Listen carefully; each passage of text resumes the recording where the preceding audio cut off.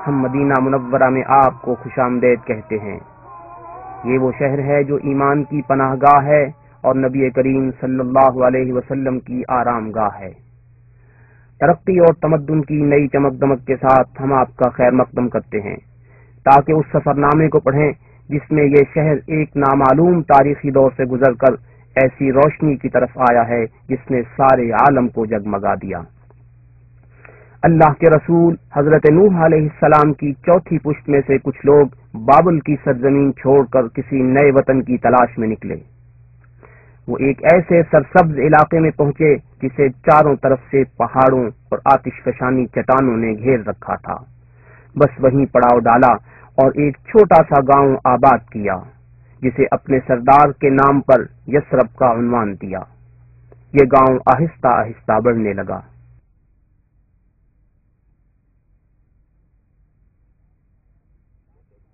بعض روایات میں ہے کہ ہجرت نبوی سے 2300 سال پہلے قوم عمالیق نے اس میں بسیرا کیا اور ہجرت سے 1200 سال پہلے یہ علاقہ معینی سلطنت کا حصہ رہا۔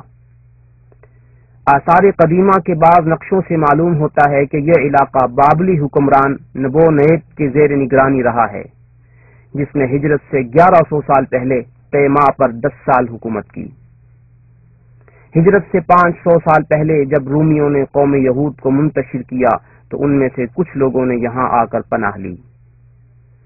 ہجرت سے 300 سال پہلے یمن کے 2 قبیلے اوس خزرج یہاں آ کر آباد ہو گئے۔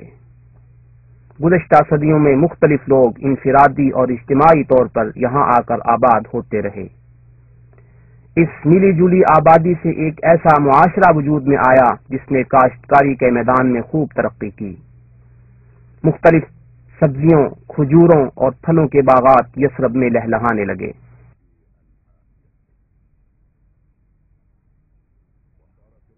شام اور یمن کے درمیان آنے جانے والے تجارتی قافلے یہاں سے گزرتے اور زاد راہ کے طور پر پینے کا پانی اور شیریں کھجور ہمراہ لیتے اور اہل یثرب کے ساتھ تجارتی لین دین بھی کرتے۔ ہجرت سے 120 سال پہلے اوس و خزرج کے درمیان جنگ چھڑ گئی۔ باہمی دشمنی اور انتقامی جذبات نے اس چنگاری کو سلگائے رکھا اور یہودی سازشیں اسے بھڑکاتی رہیں۔ زندگی کا نظام درہم برہم ہو گیا اور لوگوں نے ان حالات سے چھٹکارا حاصل کرنے کے لیے متبادل رستہ تلاش کرنا شروع کیا۔ ہجرت سے 3 سال قبل امید کی کرن پھوٹی جب موسم حج کے دوران قبیلہ خزرج کے چند آدمیوں کی ملاقات نبی اکرم صلی اللہ علیہ وسلم سے ہوئی۔ آپ نے انہیں اسلام کی دعوت دی اور قرآنی آیات کی تلاوت فرمائی۔ یہ سن کر وہ آپس میں کہنے لگے، اللہ کی قسم، یہ تو وہی نبی معلوم ہوتے ہیں جن کا حوالہ دے کر یہودی ہمیں دھمکاتے رہتے ہیں۔ کہیں ایسا نہ ہو کہ وہ تم سے پہلے آپ پر ایمان لے آئیں۔ انہوں نے آپ سے عرض کیا کہ ہم اپنی قوم کو باہمی جنگ و جدال کی ایسی حالت میں چھوڑ کر آئے ہیں کہ شاید ہی کسی اور قوم کی یہ کیفیت ہو سکتا ہے کہ آپ کے ذریعے اللہ تعالیٰ ان میں یکجہتی اور صلح کرا دے۔ پھر انہوں نے اسلام قبول کیا اور یثرب لوٹ گئے۔ آئندہ سال خزرج کے 10 اور اوس کے 2 آدمیوں نے آپ صلی اللہ علیہ وسلم سے ملاقات کی، اسلام لائے اور آپ کے ہاتھ پر پہلی بیعت عقبہ کی۔ نبی اکرم صلی اللہ علیہ وسلم نے ان کے ہمراہ حضرت مصعب بن عمیر رضی اللہ عنہ کو بھیجا کہ وہ اہل یثرب کو گھر جا جا کر اسلام کی دعوت دیں۔ ان کے ہاتھ پر بہت سے لوگ ایمان لائے، جن میں اوس و خزرج کے بعد سردار بھی تھے۔ اس سے اگلے سال موسم حج میں یثرب کے 70 آدمی نبی اکرم صلی اللہ علیہ وسلم کی خدمت میں حاضر ہوئے اور دوسری بیعت عقبہ کی۔ نیز آپ صلی اللہ علیہ وسلم اور تمام مسلمانوں کو ہجرت کر کے یثرب آنے کی پیشکش کی تاکہ سب مل کر اسلامی معاشرہ تشکیل دیں۔ چنانچہ مسلمان یثرب کی طرف ہجرت کرنے لگے۔ پھر رسول اکرم صلی اللہ علیہ وسلم بھی حضرت ابوبکر صدیق رضی اللہ عنہ کے ہمراہ تشریف لائے۔ یثرب کے افق پر آفتاب رسالت طلوع ہوا اور یثرب کی سایہ پلٹ گئی۔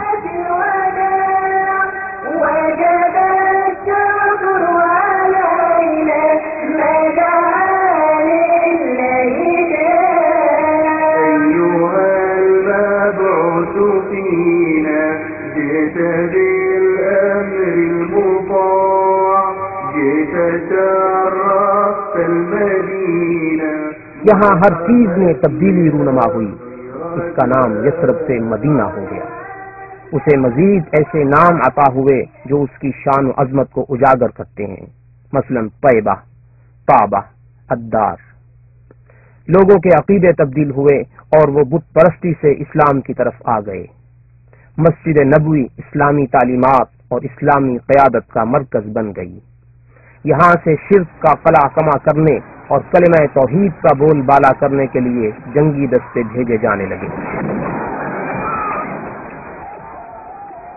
ہجرت کے دوسرے سال مدینہ منورہ سے 160 کلومیٹر کے فاصلے پر غزوہ بدر کا معرکہ ہوا، جہاں مشرکین مکہ کو زبردست شکست ہوئی اور ان کے بہت سے لیڈر قتل ہوئے۔ اس شکست کا انتقام لینے کے لیے کفار مکہ نے شوال 3 ہجری میں مدینہ منورہ کی طرف پیش قدمی کی اور احد پہاڑ کے دامن میں غزوہ احد کا معرکہ ہوا۔ مسلمانوں نے خوب داد شجاعت دی اور ان میں سے 70 آدمیوں نے جام شہادت نوش کیا، جن میں نبی اکرم صلی اللہ علیہ وسلم کے چچا حضرت حمزہ رضی اللہ عنہ بھی ہیں۔ پھر مشرکین مکہ واپس لوٹ گئے۔ مشرکین کے ساتھ مختلف مقامات پر معرکہ آرائی کا سلسلہ جاری رہا۔ بالآخر قریش نے دیگر قبائل کو ساتھ ملا کر مسلمانوں کے خلاف فیصلہ کن جنگ لڑنے کا پروگرام بنایا۔ سن 5 ہجری میں مدینہ منورہ کی طرف پیش قدمی کی۔ مسلمانوں نے خندق کھود کر مدینہ منورہ کو محفوظ کر لیا۔ مشرکین نے مدینہ منورہ کا محاصرہ کیا اور کئی بار کوشش کی کہ خندق عبور کر کے مسلمانوں پر حملہ آور ہوں، مگر ہر بار مسلمانوں نے ان کا حملہ پسپا کر دیا۔ بالآخر اللہ تعالی نے مشرکین پر تیز و تند ہوا بھیج دی، جس سے وہ ناکام و نامراد واپس ہوئے۔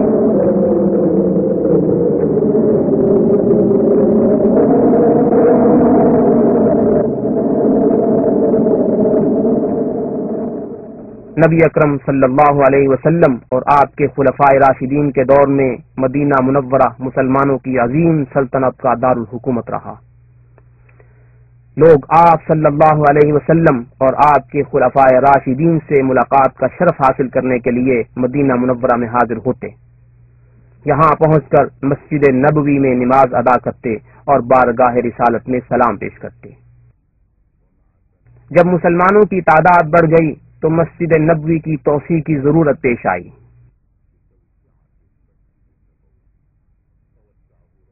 چنانچہ سن 7 ہجری میں نبی اکرم صلی اللہ علیہ وسلم نے اس کی توسیع فرمائی۔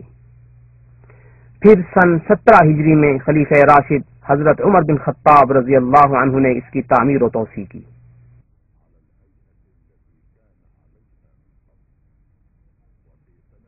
سن 30 ہجری میں حضرت عثمان بن عفان رضی اللہ عنہ نے منقش پتھروں سے اس مسجد کی تعمیر و توسیع کی۔ مسجد نبوی ہی وہ مرکز تھی جہاں سے اسلام کی دعوت اور جہاد کے قافلے روانہ ہوتے رہے اور تمام جزیرہ عرب، شام، عراق، مصر اور شمالی افریقہ تک دین اسلام کا بول بالا ہو گیا۔ عمومی خلافت میں دارالحکومت دمشق منتقل ہو گیا، جس سے حکومتی زندگی کی رونق اور سیاسی ہنگامہ بھی وہیں منتقل ہو گیا۔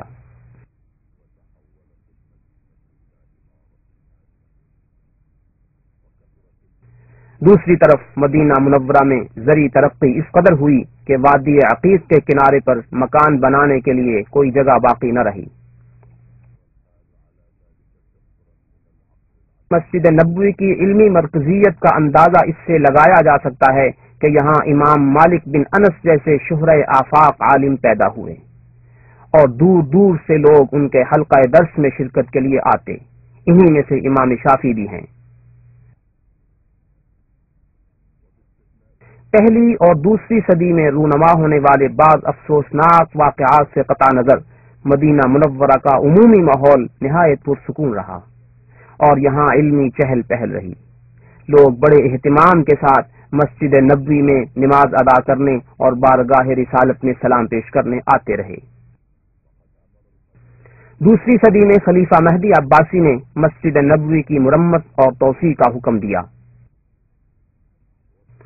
تیسری صدی ہجری میں زندگی کے بعض شعبوں میں انحطاط شروع ہوا اور آبادی سکڑنے لگی۔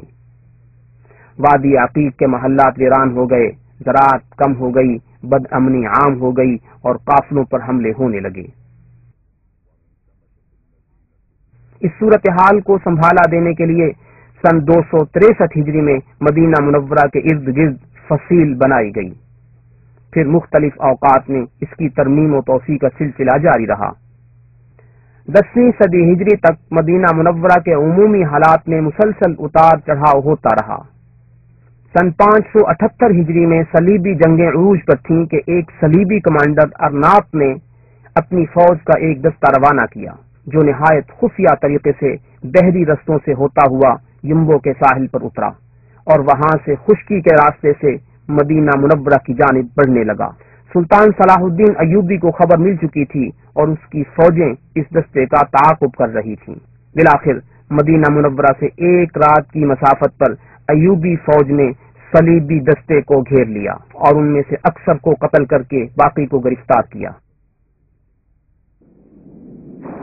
5 رجب سن 654 ہجری میں مدینہ منورہ کے مشرق میں ایک بہت بڑا آتش فشاں پھٹا جس کا لاوا ایک ندی کی شکل میں مغربی مدینہ منورہ کی طرف بہنے لگا، مگر اللہ کی قدرت سے مدینہ کے قریب پہنچ کر شمالی طرف مڑ گیا۔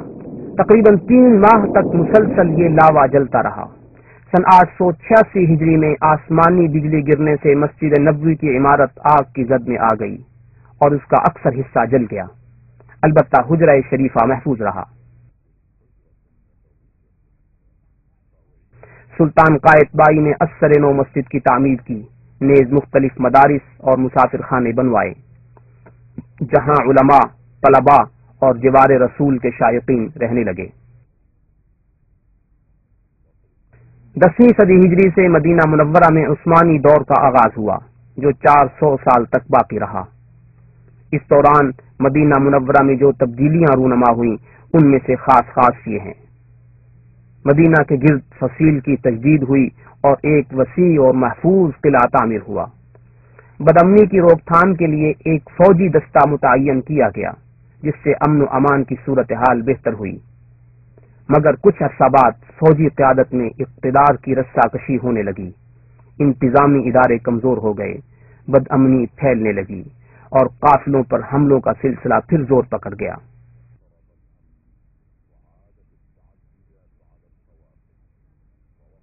مدینہ شہر کے اندر بھی اضطراب و بے چینی پھیلنے لگی، مگر صورتحال پر قابو پا لیا گیا۔ سن 1220 ہجری میں اہل مدینہ نے اصلاحی تحریک کے علمبرداروں کے ہاتھوں پر بیعت کی اور پہلی سعودی حکومت کو تسلیم کیا اور 6 سال تک امن و سکون کی زندگی بسر کی۔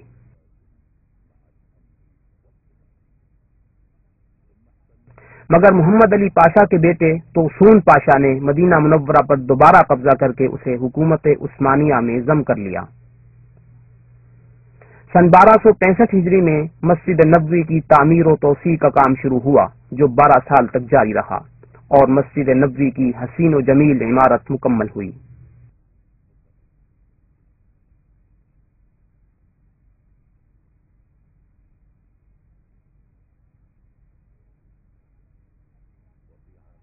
سن 1318 ہجری میں ایک طاقتور وائرلیس اسٹیشن نصب کیا گیا جس کے ذریعے مدینہ کو ترکی دارالحکومت استنبول سے جوڑ دیا گیا، نیز مدینہ منورہ سے دوسرے شہروں کے ساتھ رابطہ بھی ممکن ہو گیا۔